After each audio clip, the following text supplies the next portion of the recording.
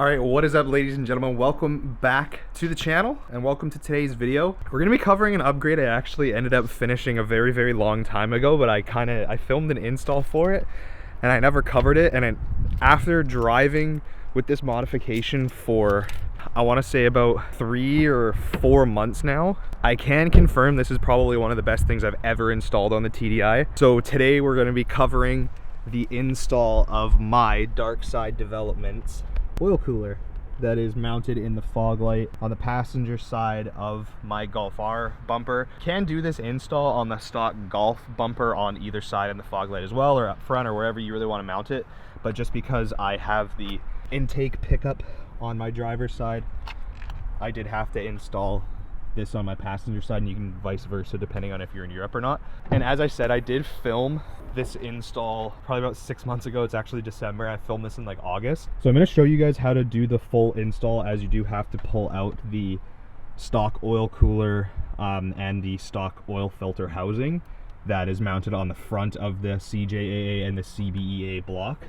You can do it with the engine in the car. I did do it while the engine was out of the car to make my life a little bit easier, but I will just quickly explain for those of you that want to follow this for an install guide how to do this. And you're going to need to put your Golf into service position, so you can kind of unbolt the whole front clip and take the bumper off and just kind of slide the front clip forward. I'll put a video, if I can find one, of how to put it into service position, or like a guide of how to do that, in the description, or I'll just overlay it here. And then once you do that, you just need to pull your charge piping out, and then there's just 4 bolts that hold everything in there, and then 2 coolant pipes and a sensor, and you just pull all of that off.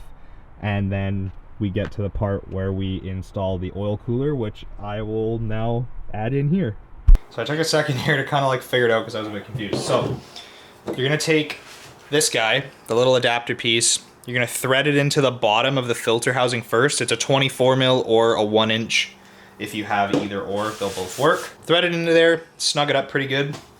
And then you're gonna take the oil sandwich plate, make sure it's nice and clean on your mating surfaces, obviously.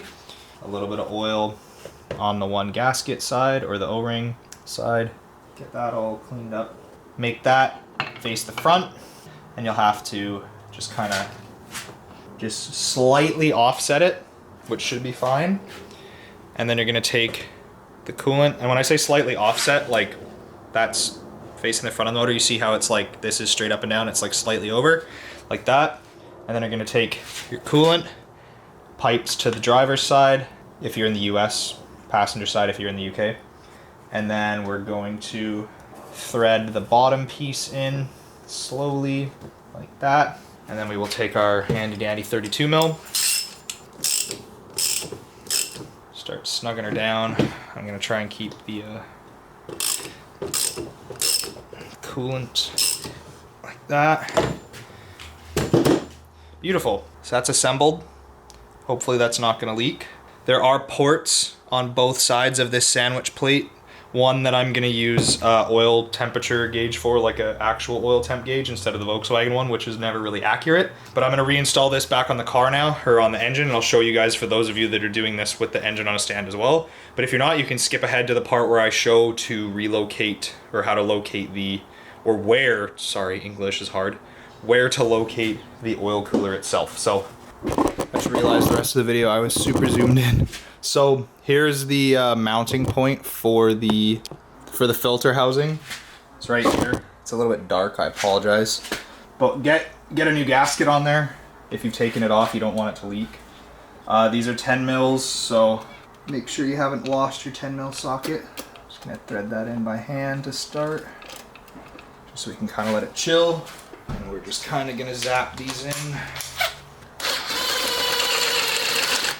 All installed, and then we're gonna put our AN lines on here and get some oil coolant action going, and this thing will be sweet. So now I'll jump ahead to a couple days or maybe a week later, and I'll show you guys how to install the oil filter, or the oil lines, oil cooler lines. So let's jump ahead.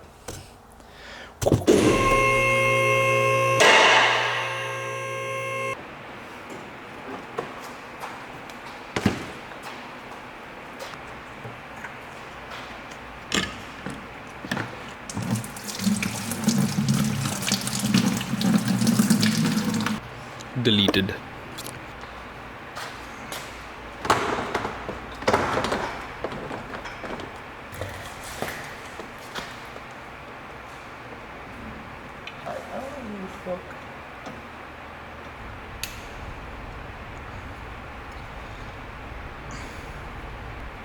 Alright, you grab.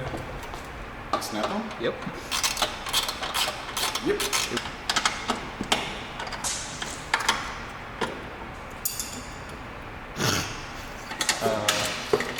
Yeah.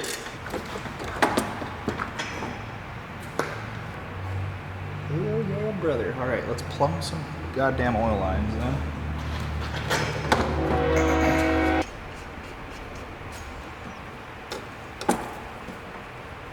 So now that you've got the oil sandwich plate for the cooler installed, running the lines is completely up to you guys. I don't know if you'll be able to see with how bright it is, but as you can see, my oil lines, or my oil cooler lines, are here. I have one that comes up and over that goes under the frame rail next to the alternator on this side, and then I actually have one that goes down in between both of the fans and then underneath the frame rail as well, and hooks into the oil cooler up in the fog light.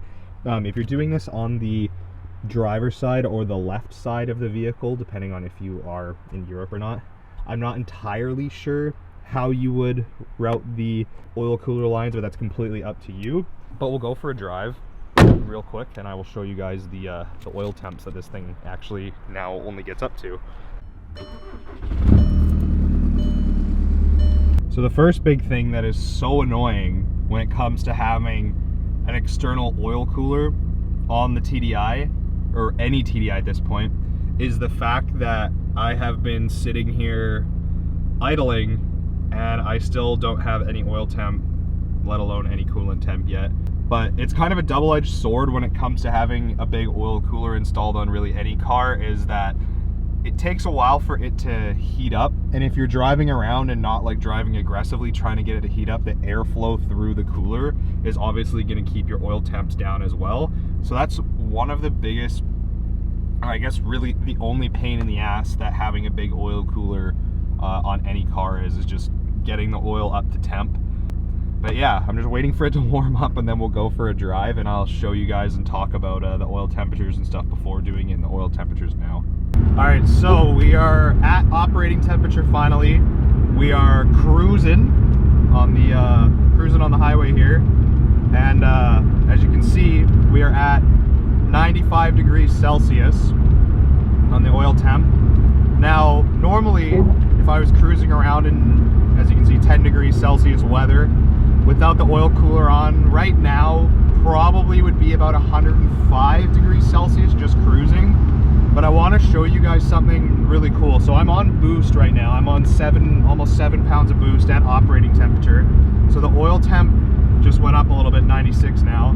But we're about to start going down a hill.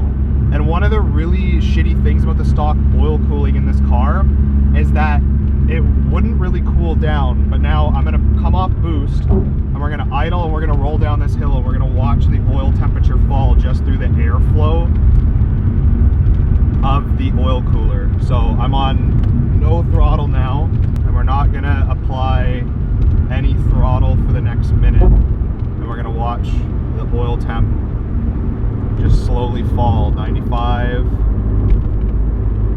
It was at 97 for a second. We'll see if it'll go down. It might go down to about 90. 94. Put it in drive 93. I'm just gonna have to give it a little bit at 92. And then you also have to take into account having oil flow and whatnot through the cooler and the oil system to get the oil to flow and cool as well. 91. And see, I'm hopefully it'll focus. It's not gonna focus. 91. We'll see if it'll hit 90. There you go, 90. Might even go into the 80s. But that's the beauty of it, is the oil temp, once you're off throttle and even just at higher speeds with lower throttle input, the oil temp does go down quite significantly, quite quickly. Like, I think that was not even a full minute for it to drop basically 8 degrees or 7 degrees on the oil temp there. And there you go, 89. Anyways, guys, that will about do it for today's install, or today's video on the Mark 6, or whatever you want to call it. The oil cooler is definitely a modification I would recommend for those of you who are doing big turbo applications on your TDI, just because stock turbo cars probably aren't going to get super high oil temps to begin with, and you won't really be able to outperform the system too much unless you're absolutely beating on it all the time. Then obviously I would recommend it. Yeah, that will do it for today. Thank you guys so much once again for checking out the video, and shout out to Darkside for always hooking it up with the diesel stuff for the Mark 6. Go check out, like I said, their oil cooler is the one that I use, so go check out their oil cooler. I will put it in the description below. But anyways, guys, that will do it for today's video. Peace out. I will see you in the next one.